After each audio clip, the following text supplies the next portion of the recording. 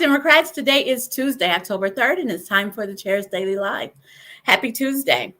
So today is Tuesday, October 3rd. We are 1 week away, 7 days away from a special election in Lawton. Some of you may remember, the Senator Montgomery from Lawton stepped down to take another position, and now there is a special election happening in Lawton.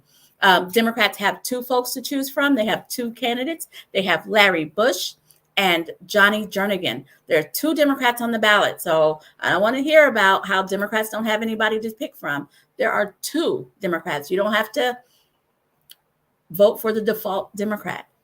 And I'm going to say this. It must be incredibly hopeful. It must be, Republicans are scared. That is what is happening right now. There was a debate last week, a debate for this office last week.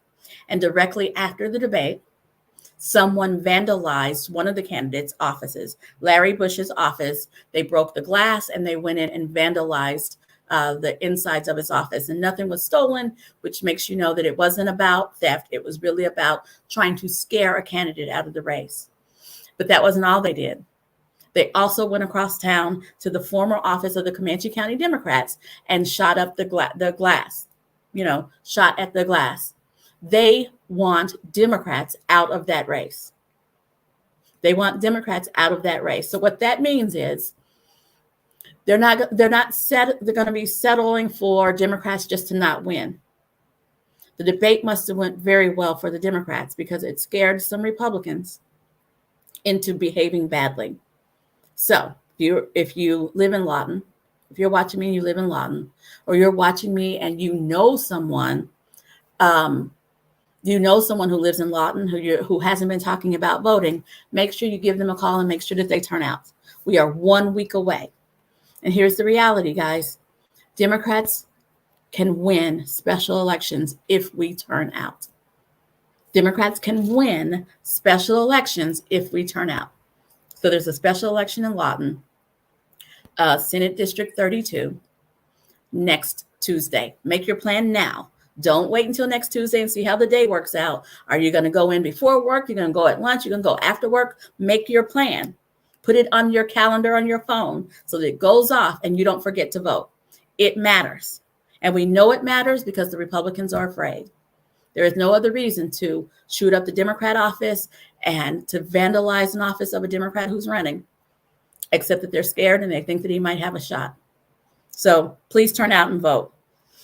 Today, also Tuesday, also October 3rd, is day one of special session called by the governor of our state legislature. So the governor has asked our state legislature to come back and take up a special session to talk about tax breaks, right? And on its surface, tax breaks sound wonderful. It sounds great. But here's the thing. He's asked them to come back to work, come back into the office, use their per diem, spend a night away from their districts to talk about tax cuts. That's what he said. And so the Republican Senate leadership asked for the governor to come down and tell them exactly what his plan is, right? So you want to cut personal income tax. It sounds great. But how are we going to make up that $4 million hole that cutting the income tax would cost? It's a $4 million hole that we have to make up. And as Representative Dolan's explained to us last Thursday, that $4 million hole will be made up on the backs of those with the least amount of money because it's called a regressive tax. And what will happen is the things that we all buy, the taxes will be higher. And so if you make more money, it'll affect you less. You make less money, it's going to affect you more. That is what it looks like on its face. But the Senate has asked the governor to come explain because maybe he has a better plan, right? He was in finance before he became governor, so maybe he has a better plan. But instead of coming as invited, he went around to all of the morning shows and gave a speech. didn't really answer any questions, but kind of gave a speech. And then he called a press conference before the legislative session this morning. He didn't come in and talk to them. He just called a press conference. And he said that he was doing it in the interest of transparency. If you were truly trying to be transparent, you would have a conversation. Speaking of the governor and transparency, it looks like the Secretary of State broke the law. The governor hired an attorney, contracted for $90,000 to look into tribal issues, and the Secretary of State wrote a check. An audit found that that was against the law. Imagine that, right? The governor broke the law in his quest to fight with the tribes. And then he brought in another government official. He got them dirty as well. What is it going to take? What is it going to take for this governor? I mean, how much more state dollars is he going to spend in his quest to fight the tribes? How many more laws and treaties is he going to break in his quest, his fight against the tribes? All of his racist rhetoric of this week, going on at every TV station he can, going on Twitter, going everywhere he can to actually say one race does this and another race does this. I hate it when people call the governor a $5 Indian. I hate that term. I hate that term. It is yucky. But the governor is currently acting like someone who has no understanding of what it means to be a tribal citizen, has no understanding of the treaties, and has no respect for the sovereignty of our tribal nations. It's disappointing. It's disgusting. And you kind of see why people call him names. I'm not all about name calling, but it's horrible. So this guy says he's transparent. Just today, I've told you about a law he broke to fight our tribal nations. And I told you about how instead of going directly to our legislators, and he was invited by the Republicans, he's doing everything but talking directly to them. It's a little frustrating. And today, October 3rd, our nation has made history once again in a bad way. Former Speaker Kevin McCarthy was relieved of his leadership position in U.S. Congress. He was the Speaker of the House until about an hour ago, when there was a vote to vacate the position. There have been motions for that to happen in the past, but this is the first time that it's actually happened. You guys will recall there were 15 votes, right, to even get him the speakership. And with each vote, he traded away something else, and he bargained away with extremists. This is why folks say you don't bargain with terrorists. He bargained away with extremists. And one of the things was that one person, one member out of 435 can say, I don't want the speaker to be the speaker, and can call a vote. And that happened today. 1 out of 435 hijacked the entire day. And now it's former Speaker of the House, Kevin McCarthy. As of the time that I started the live, they hadn't named a new person. There's speculation, but I'll let that be. It'll give me something to talk about tomorrow. Additionally, the former President Trump was in court again today, and I think he's using it as an opportunity to get in front of the camera. He doesn't have to show up to this court hearing, but he's shown up for 2 days in a row, and he's talked to the press. Every time they take a break, he's been in the hall talking to the press. This is just another opportunity for him to get in front of the camera. This is another opportunity for him to campaign, another opportunity for him to fundraise. And that's what he's using it as. Still the front runner. And then Hunter Biden went to court today as well. So that's state, that's national. Now I want to talk about something very direct, very locally related, kind of national. But if you're watching me and you're a precinct officer or a county chair or district chair, likely you received an email from No Labels. In that email, there are several allegations about DNC members and the DNC. A lot of folks forget that I'm actually a DNC member. I'm a DNC member.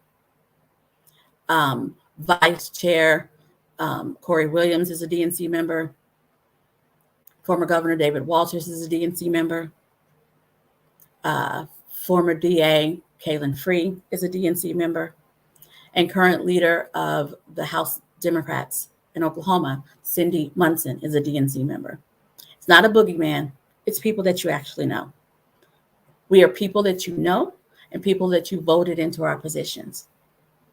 No Labels sent out an email today alleging that the DNC is out bullying other candidates who want to be on the ballot, that we are taking direct actions to keep No Labels out of Oklahoma.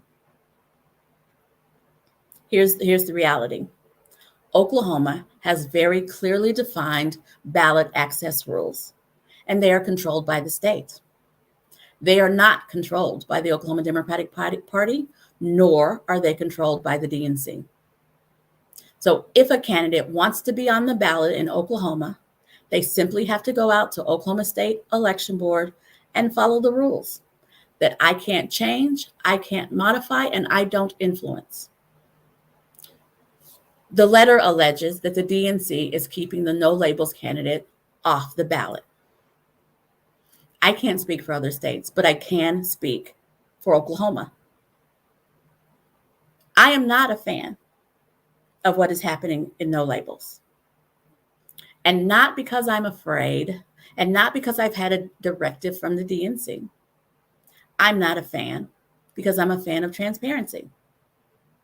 They keep saying that there are no labels, but they haven't told us who the candidate is. To get on the ballot in Oklahoma, you have to list a specific candidate. No Labels still hasn't declared a candidate. To be a candidate means you have to follow campaign finance laws. No Labels is raising money, is raising dark money, meaning they're raising money and not listing out who their donors are. That is a lack of transparency that makes me, Alicia, not the DNC, uncomfortable. Now, I am only mentioning this not to talk you off of No Labels, but we have a party, we have a candidate. No Labels hasn't said who their candidate is. No Labels isn't telling us who's funding them. I have a real problem with that. However, that is my position as Alicia, but it's also my position as the chair of the Oklahoma Democratic Party.